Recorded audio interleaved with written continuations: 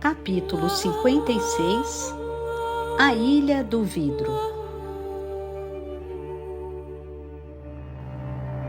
Côte d'Armor, França.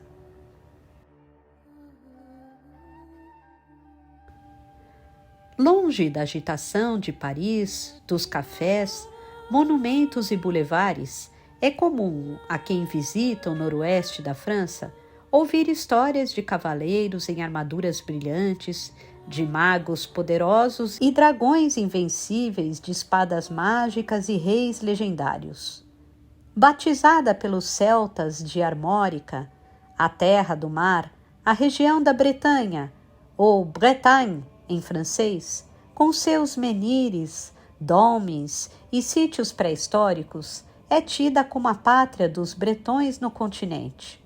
Os bretões que escaparam da atual Grã-Bretanha após o ataque dos anglo-saxões no ano 500 d.C., estabeleceram ali suas casas, levando seus costumes, personagens e crenças folclóricas. Dessas lendas, provavelmente as mais fascinantes, são as que se relacionam ao chamado ciclo arturiano, aos contos do exótico Merlin e ao antigo povo das fadas. O termo antigo, nesse caso, não é meramente retórico. O pouco que se sabe sobre as fadas sugere que elas coexistem com os seres humanos desde antes da Era do Gelo. Há quem diga até que os atlantes teriam se miscigenado com as ninfas marinhas, daí sua pele de tonalidade azulada e sua propensão especial para a mágica. Se isso de fato ocorreu, não há registros que o comprovem. O que se tem certeza é de que as fadas, ou Cid, são entidades estrangeiras provenientes de uma dimensão a que chamam Arcádia. Segundo as canções e os poemas, essas criaturas, em determinado momento de sua história, teriam se espalhado pelo universo. Um evento descrito em seus tomos como a Grande Migração, ou o Êxodo do Outono, e assim chegaram a Haled. Uma vez estacionadas no Éden, elas se adaptaram, dividiram-se em ramos, em famílias, fundaram companhias e cortes e aprenderam a se alimentar da energia dos sonhos, inspirando os mortais para que deles pudessem tirar o sustento. Sendo figuras puramente espirituais, os Cid, suas cidades e fortalezas, regrediram ao plano etéreo faz muito tempo, quando o tecido da realidade engrossou. Mas sua raça continua a vagar através da película, lutando contra a vulgaridade dos homens, contra o racionalismo e o materialismo que corroem o planeta. Graças ao esforço das fadas, existem até hoje não apenas pessoas, mas áreas especialmente glamourosas, zonas inspiradoras e fascinantes, onde as narrativas fantásticas, bem como os sonhos comuns, nos parecem mais próximos, menos fúteis e mais concretos. Situada na costa norte da Bretanha, a península de Cap Fréhel é um desses lugares. No verão, o motorista que se aventure a dirigir até o fim da estrada encontrará um estacionamento para turistas em volta de uma magnífica torre de pedra, construída no século XVIII e encimada por um farol de aço pintado de verde, com parafusos grandes e janelas circulares. Se o forasteiro for mais ousado, poderá seguir adiante por um caminho de terra, alcançando as beiradas de um rochedo, cuja última edificação é um paiol carcomido, datado de fins da Idade Média. De lá, o que se enxerga são as belíssimas falésias de Côte d'Armor, a oeste, as muralhas cinzentas do Forte Lalatte, a leste, e as marolas azul escuras do Canal da Mancha, na direção norte. Poucos minutos antes do sol se pôr, qualquer um que observe o horizonte é capaz de enxergar silhuetas translúcidas provocadas pela condensação dos gases marinhos. É nesse instante que, em certos dias abençoados, o tecido da realidade se afina, permitindo que os mais sensíveis tenham um vislumbre da Ilha do Vidro, nomeada pelos celtos de Inis Vidrin, pelos irlandeses de Tir na Nog, a terra da juventude eterna, e pelos bretões de Avalon, o campo das muitas maçãs. Tão curto, Tão fugaz é esse instante que, se Daniel e Sofia não chegassem rápido à península, se não estivessem sobre o rochedo dentro de 1 hora, perderiam até o próximo ano a chance de transpor a passagem que só se abriria durante uma fração de segundo. O anjo acelerou a motocicleta, valeu-se das indicações contidas no mapa, mas as ruas estreitas dificultavam as manobras. O jeito foi tomar a sinuosa rodovia D-34, ignorar cruzamentos, pegar atalhos e furar os semáforos vermelhos. Cerca das 20 horas, eles enfim avistaram a colina, a torre e o farol, e 10 minutos depois, a Hayabusa estacionava sobre o pontão. O sol ainda não se deitara quando Sofia o convidou a segui-la através de uma trilha que descia a escarpa até uma praia de rocha ígnea completamente deserta à luz do crepúsculo. Não acredito que vai levar a moto. A Elohim se espantou ao perceber que Daniel arrastava o veículo morro abaixo. Deixa por aí. Nem pensar. Sabe quanto ela me custou? Não seja por isso. Sofia estava disposta a pagar o preço que fosse para que ele se livrasse da máquina. Compro-lhe outra depois. Duvido que encontre uma igual. O que estamos esperando? O pôr do sol. Ela disse. Os dois haviam se refugiado em um canto da praia, uma curta estria da terra forrada por minúsculos grãos de areia, pedacinhos de conchas e pequenos cascalhos.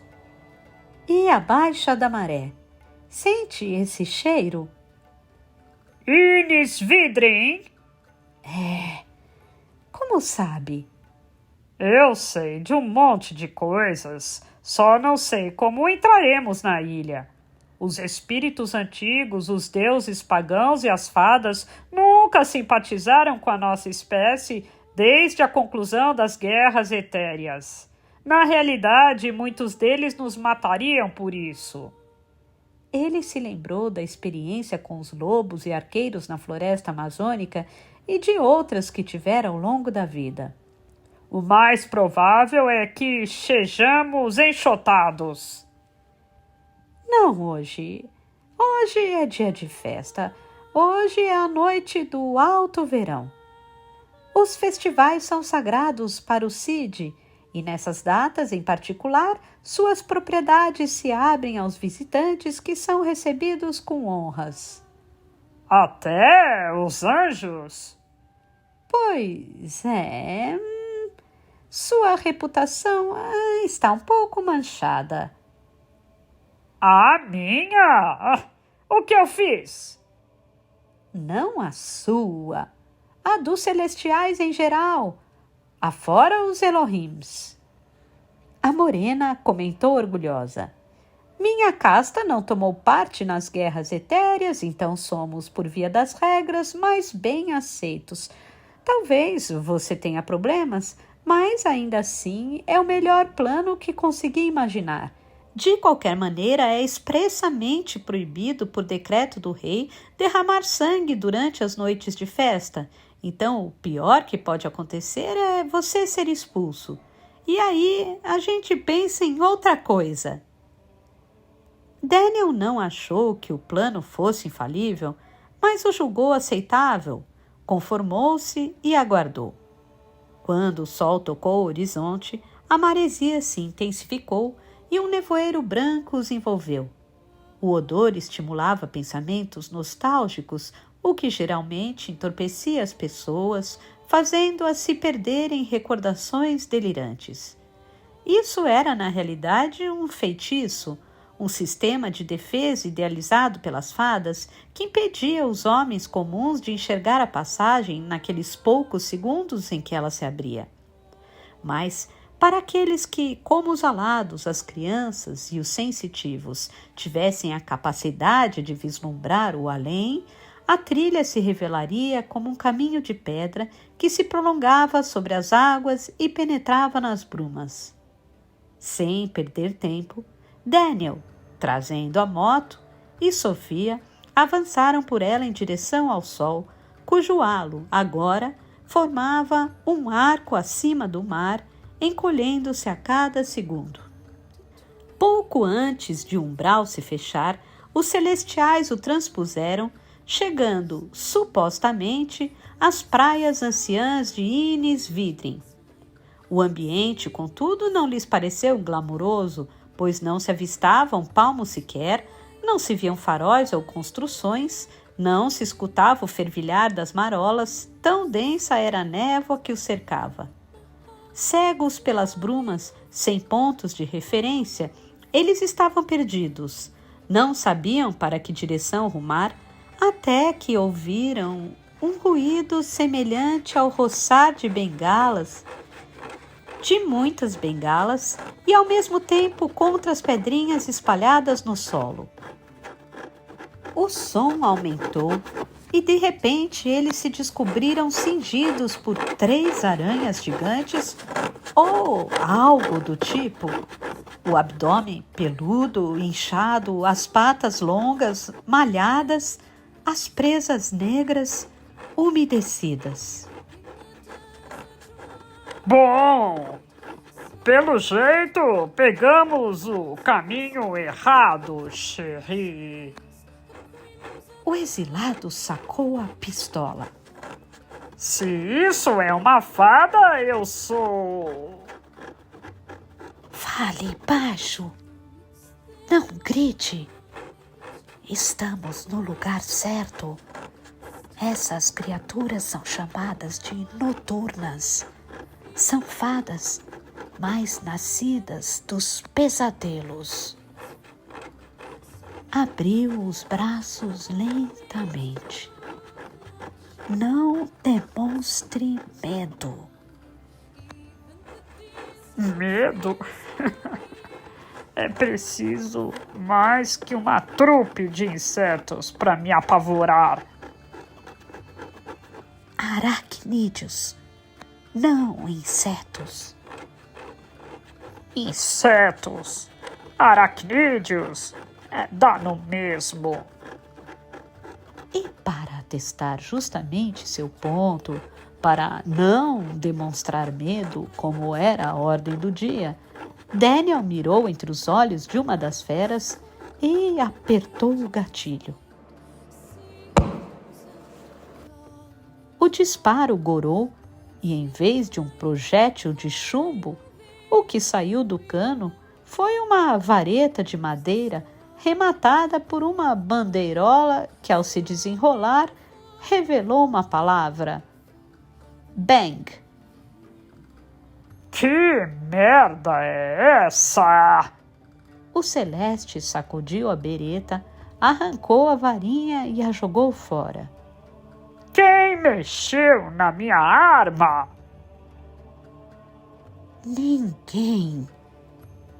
Essas bestas têm o poder de alterar a matéria dos sonhos, e nós estamos agora no reino das fadas.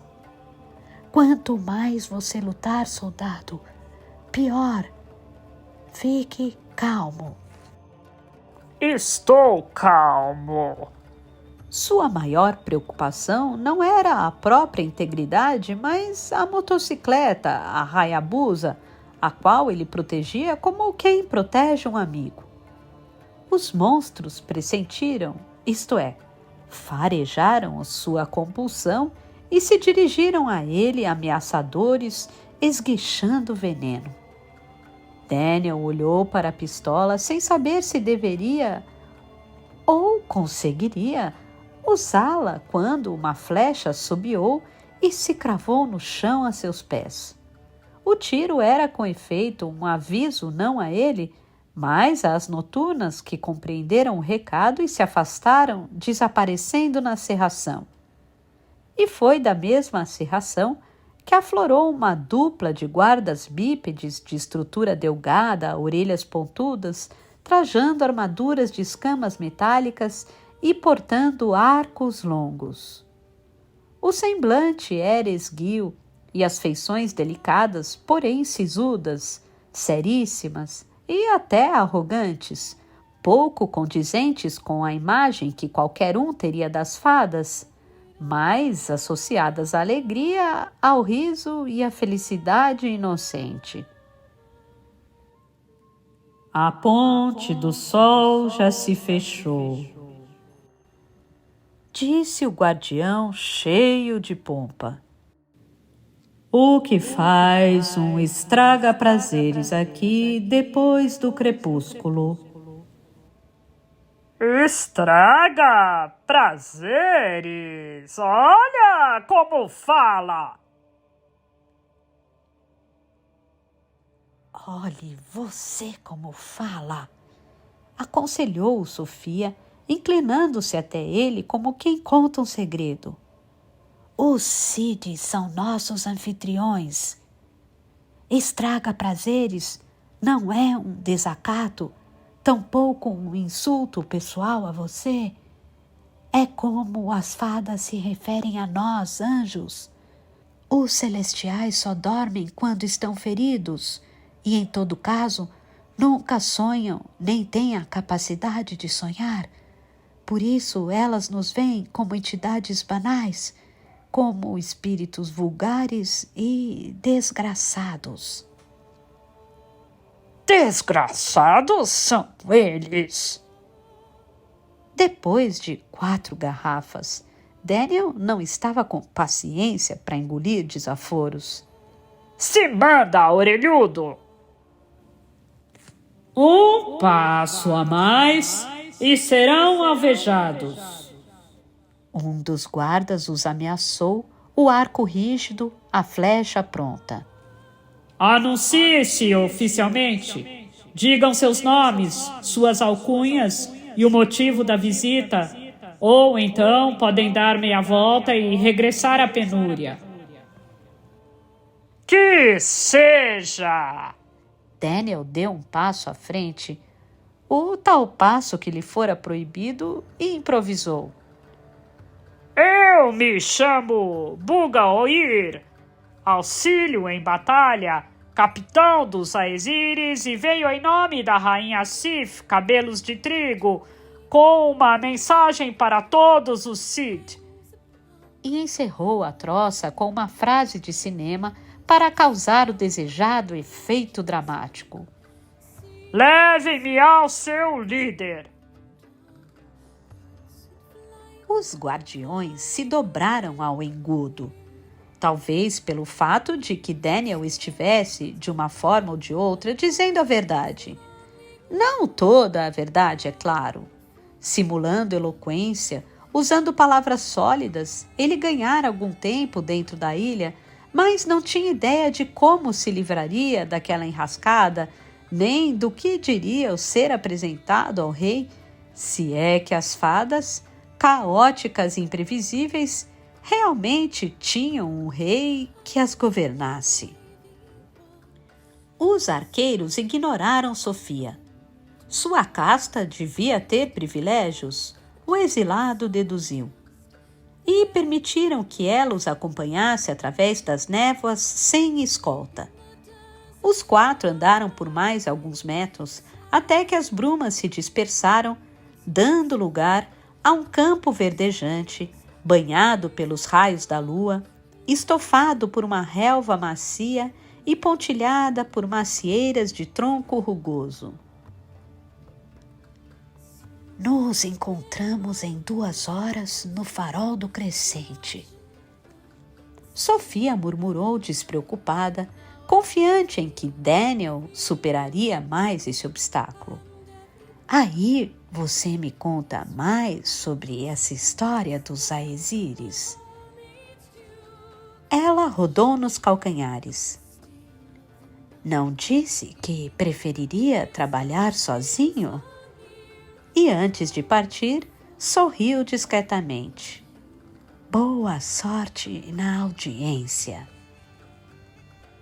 O anjo não sabia onde ficava, nem o que era o farol do crescente, mas logo sanaria sua dúvida, ou assim esperava. Algumas jardas adiante, todos os seus sentidos se multiplicaram.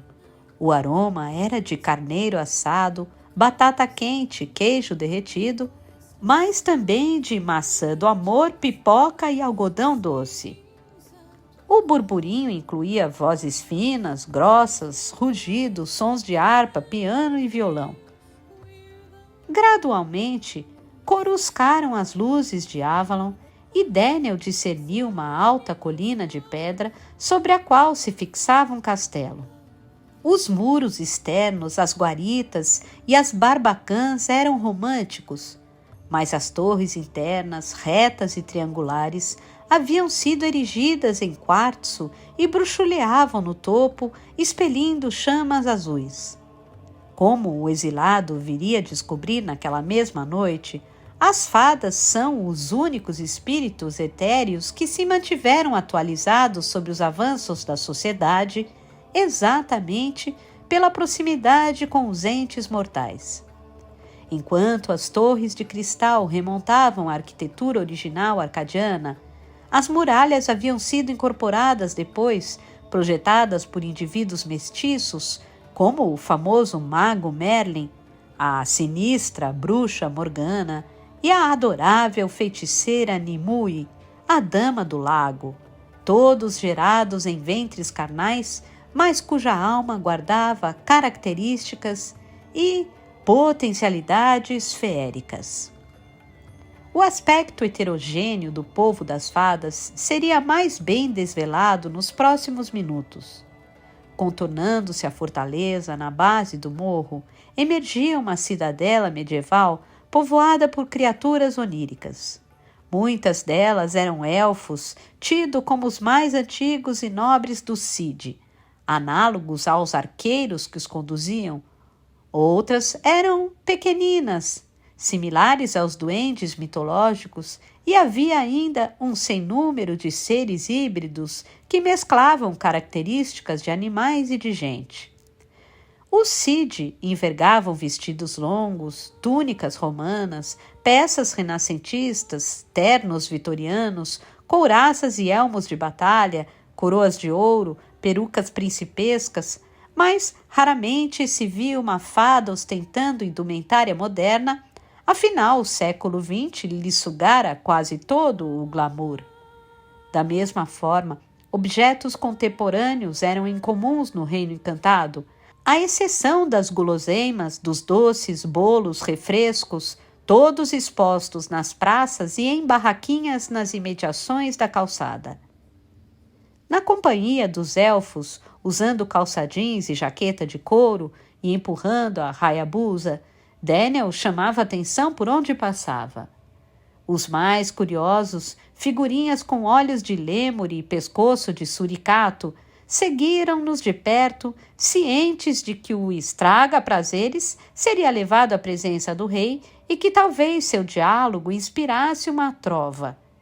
Era o que o exilado também desejava, a propósito.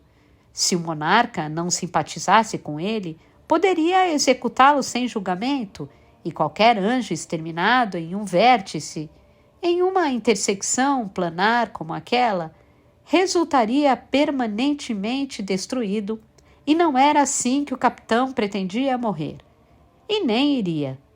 Tratou, então, de pensar em uma saída, de bolar uma estratégia, um argumento forte o bastante para ganhar a confiança do Cid.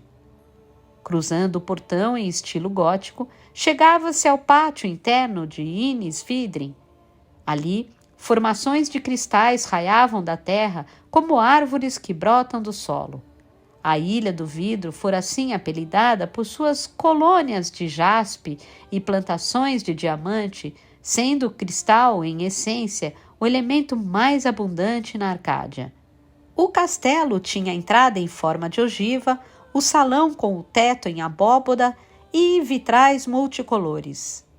Naquele espaço, concentravam-se o que Daniel preferiu classificar como fadas adultas, os elfos, os sátiros com cascos e pernas de cabra, os Sluag, obscuros e melancólicos, e os fomorianos, seres horrendos, deformados, com 3 ou mais braços, cuja missão é, como todo o Cid, tornar o mundo um lugar menos lógico, Mas, para isso, eles recorrem ao medo, assustando os terrenos à noite, arrastando cadeiras, batendo portas e simulando os ditos fenômenos poltergeist, com o objetivo de quebrar o racionalismo e forçar suas vítimas a acreditar no além. O palanque superior fora trabalhado com ornamentos floridos, onde se destacavam 2 tronos de cornalina. O assento à esquerda era reservado ao rei Oberon, um elfo de cavanhaque negro e pequenos chifres caprinos, e à direita se acomodava a rainha Titânia, de pele verde e orelhas agudas, que exibia uma tiara de louros. Um dos arqueiros se desvencilhou da escolta, subiu ao eirado e cochichou algo ao monarca quimérico. Seco, Oberon fechou a cara, empinou o queixo, olhou para Daniel e sinalizou com as mãos. Aproxime-se. O tom era circunspecto, um tanto afetado, mas não necessariamente agressivo. Que brisas o trazem? Ei, você! O anjo cutucou um dos guardas que o encaminharam ao palácio. Fica de olho na minha moto, está bem? Abusado meteu a chave no bolso, entregou a Hayabusa aos cuidados do patrulheiro, avançou uns 3 passos e se ajoelhou diante dos tronos.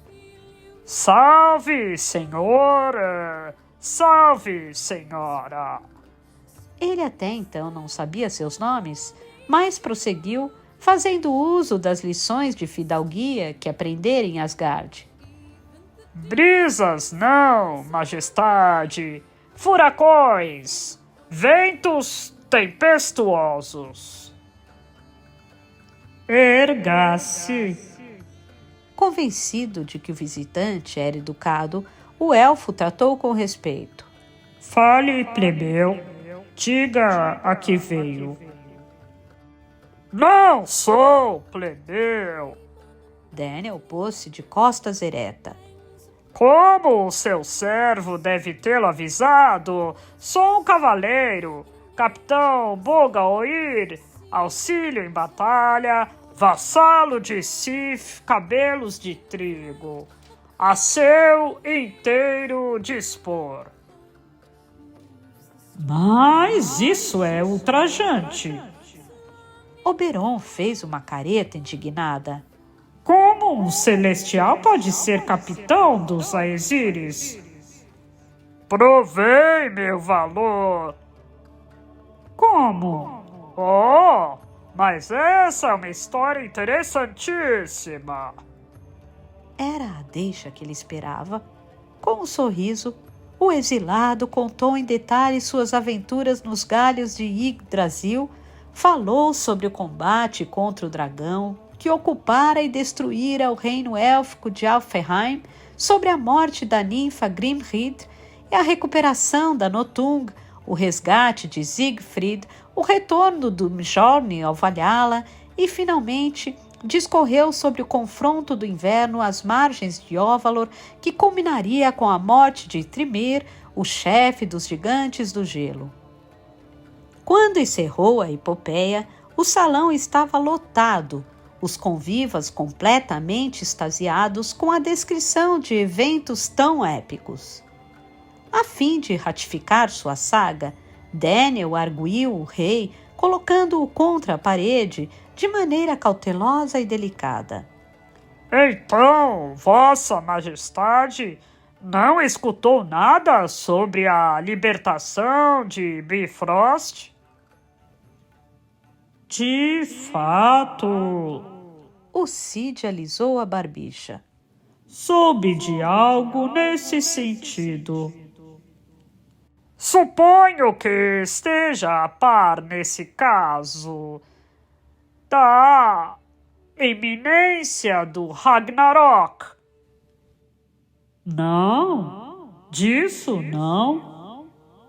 Não sei nada sobre o Ragnarok. Eis a minha missão. Uma das razões de minha visita, entre outras, Mentiu, mas não era exatamente mentira. Era mais uma oportunidade, uma chance de fazer a diferença e de salvar seu pescoço. Os Aesiris clamam por sua ajuda. Sim, mas, capitão... O monarca ainda estava confuso com tanta informação misturada. Como Oberon e Titânia poderiam ajudar Sif? Cabelos de trigo? É simples. Daniel não tinha pensado em nada, até que uma ideia lhe ocorreu. Use suas fadas que percorrem o mundo dos sonhos, que conhecem intimamente o reino dos homens, para reunir os nossos deuses, os deuses nórdicos que foram exilados por Trimir no plano etéreo, após o covarde assassinato de Thor. Refletiu Oberon, e a despeito dos esforços do anjo e da incrível fábula que relatara, parecia inclinado a recusar, quando a plateia, em especial as criaturas pequeninas, se manifestaram a favor do Celeste. Está bem! Está bem! Sacudiu as palmas para cima e para baixo como se pedisse silêncio. Está bem! Deste dia em diante, fica acertado que todo Cid que encontrar um Aesir em meio às suas andanças deverá reportá-lo a mim. Determinou, reduziu o tom de voz e tornou a encarar Daniel. Todavia, capitão Bordaoir, não posso permitir que saia dos meus domínios sem que antes sua narrativa seja confirmada. Será meu hóspede até então. Peço que reconsidere, majestade. Por quê? Era agora o rei que o colocava contra a parede. Os elfos são virtuosos, sábios, não tolos. Não somos dignos de sua presença? Pelo contrário, se existe alguém que não é digno de estar entre as fadas, esse alguém com certeza sou eu. A modéstia era uma das virtudes da cavalaria e o anjo a empregou magistralmente. Entretanto, confesso que essa é só uma das causas de minha visita à prodigiosa Ilha do Vidro. Outras são empreitadas de cunho pessoal. Veja, capitão, compreendo e até acredito que suas palavras sejam sinceras, mas seu espírito está ensopado pela banalidade, por dores e angústias essencialmente humanas. Deve expurgá-las antes de tudo. É o que busco. É esse o propósito da minha próxima demanda. Propósito justo, diga-se de passagem, mas ainda não sei. O monarca recostou-se no trono, apoiou os cotovelos sobre os braços do assento, respirou profundamente e se virou à esposa. O que acha, minha linda Titânia? Vejamos. Chegue mais perto, Bordaoir. A rainha solicitou que o querubim andasse até ela. Dê-me a sua mão. O exilado fez conforme instruído. Ofereceu a palma à soberana, que a acariciou como uma mãe afaga um bebê. Titânia era de personalidade distante, reservada, o que não significava em absoluto qualquer traço de submissão ou recato.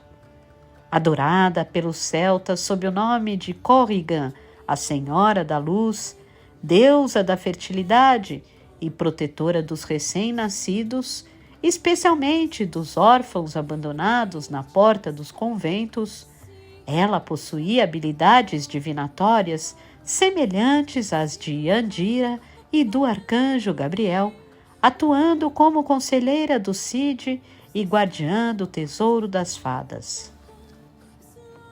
É verdade, meu amado Oberon, que este rapaz está corroído por sentimentos fugazes, mas não completamente. Resta uma gota de esperança em seu coração, que ele mesmo germinou e que no final o salvará.